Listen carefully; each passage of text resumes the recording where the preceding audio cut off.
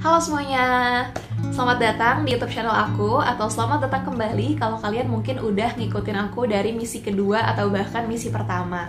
Tapi kalau belum, perkenalkan, nama aku Diva Marchandra Mulansari, salah satu dari 20 finalis Dewong Social Impactor 2022. Senang banget hari ini aku bisa hadir lagi melalui video ini untuk membawakan misi ketiga DSI 2022. Setelah kita bareng-bareng ngelewatin misi pertama dan misi kedua, sambil kita belajar mulai dari hal sesederhana apa sih disabilitas perkembangan itu dan jenis-jenisnya ada apa aja. Kemudian juga apa aja sih kesulitan yang dihadapi oleh para penyandang disabilitas perkembangan. Sampai yang paling seru, kita juga udah ngelakuin interview secara hybrid di Sentra Terpadu Inten Suweno di Cibinong, Bogor. Nah, interview ini seru banget karena kita dapetin insight langsung dari pekerja dan penyuluh sosial yang sehari-hari dekat gitu dengan para penyandang disabilitas perkembangan di sana. Jadi buat kalian yang belum pernah nonton videonya, jangan lupa nonton di video sebelum ini di misi kedua. Kalau udah, baru boleh balik lagi lanjut nonton video yang ini.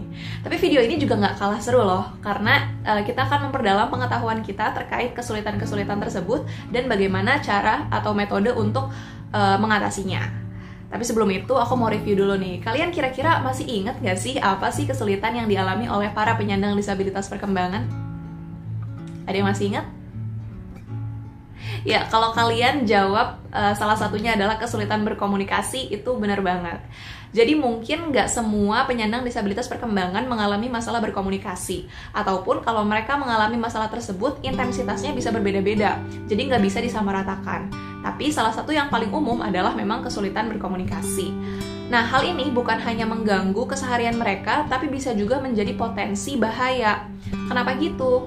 Karena misalnya aja nih, ketika seorang penyandang disabilitas perkembangan mengalami gejala penyakit atau mereka mengalami rasa sakit, tapi mereka tidak mampu mengkomunikasikan atau menjelaskan rasa sakit tersebut, rasa sakitnya di mana, seberapa parah rasa sakitnya, sejak kapan mereka merasakannya. Nah, itu bisa berbahaya bagi mereka. Mereka bisa dapat penanganan yang kurang tepat atau mungkin penanganannya terlambat.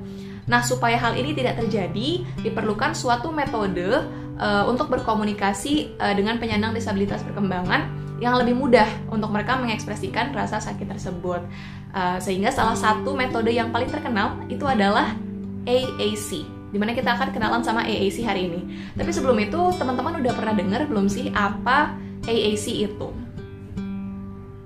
Kalau belum, jangan khawatir, karena bahkan berdasarkan survei yang dilaksanakan oleh aku dan teman-teman kelompok 1, ada Kak Jomex, ada Kak Vira, ada Vita, di awal bulan ini kita mendapatkan kalau ternyata 81% responden itu juga belum mengetahui atau belum familiar dengan AAC.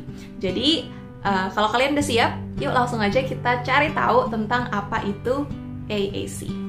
Oke, AAC atau Augmentative and Alternative Communication merupakan salah satu metode atau strategi komunikasi yang ditujukan untuk mereka yang mengalami kesulitan untuk melakukan komunikasi atau berbicara secara verbal gitu. Dan hal ini ditujukan untuk memaksimalkan kemampuan mereka yang mengalami keterbatasan tadi supaya tetap bisa mengekspresikan keinginan mereka, kebutuhan mereka, preferensi mereka.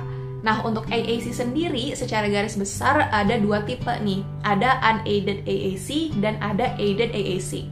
Unaided AAC merupakan tipe komunikasi di mana tidak diperlukan bantuan eksternal. Jadi kita nggak perlu alat gitu untuk melakukan komunikasi tipe ini. Jadi biasanya dilakukan melalui gestur tubuh, melalui facial expression, atau eye contact juga bisa. Nah, sementara yang aided AAC itu membutuhkan bantuan atau alat eksternal dari luar, misalnya menggunakan buku, gambar, terus pakai alat tulis atau mungkin pakai tablet atau iPad dan lain sebagainya. Jadi itu ada dua jenis. Nah, pada kesempatan kali ini kita akan lebih fokus ke yang aided AAC nih. Kenapa demikian? Karena salah satu contoh implementasi dari aided AAC ini sudah pernah dan sedang dikembangkan oleh Dewong Pharmaceutical Company melalui program Save Pain. Kira-kira teman-teman ada yang tahu nggak nih namanya itu apa? Ada yang udah tahu? Namanya itu adalah AAC card atau kartu AAC, di mana kartu ini ditujukan untuk mempermudah para penyandang disabilitas perkembangan mengungkapkan atau mengekspresikan rasa sakit mereka. Jadi, bagaimana sih AAC card ini membantu para penyandang disabilitas perkembangan mengekspresikan rasa sakit tersebut? AAC card ini dirancang atau didesain dalam bentuk ilustrasi atau gambar yang mempermudah para penyandang disabilitas perkembangan untuk mengerti dan menyampaikan apa yang mereka rasakan. Selain itu, deskripsi atau tulisan-tulisan yang ada di dalam kartu tersebut juga dibuat sesederhana mungkin sehingga tidak membingungkan mereka. Nah, menariknya lagi, AAC card ini sudah pernah dan sudah disebarkan di Korea Selatan, di tempat-tempat seperti rumah sakit atau klinik atau tempat-tempat kesehatan lainnya, di mana kalau ada penyandang disabilitas perkembangan yang ingin melakukan konsultasi atau berobat, di sana bisa digunakan AAC card tersebut untuk membantu komunikasi dari para penyandang disabilitas perkembangan tersebut. Nah, yang unik lagi, ternyata AAC card ini juga pernah digunakan oleh orang yang saat itu berada di Korea tapi nggak bisa bahasa Korea. Jadi komunikasinya menggunakan media gambar AAC card tersebut. Jadi itulah contoh dari pengaplikasian AAC card, atau dalam hal ini tipe komunikasi AAC di kehidupan nyata, di kehidupan kita sehari-hari, khususnya bagi para penyandang disabilitas perkembangan. Nah, teman-teman, itu dia hal-hal yang bisa aku bagikan di kesempatan kali ini terkait augmentative and alternative communication. Kita jadi punya insight baru lagi nih terkait metode apa sih yang digunakan yang dapat mempermudah komunikasi dengan para penyandang disabilitas perkembangan. Kita ketemu lagi ya di misi berikutnya untuk mempelajari hal baru lagi. Jadi pantengin terus YouTube aku, jangan lupa juga follow Instagram aku di @dvmrchaa. Ntar aku tulis di sini atau bisa juga klik di description box di bawah. Makasih udah nonton, sampai jumpa.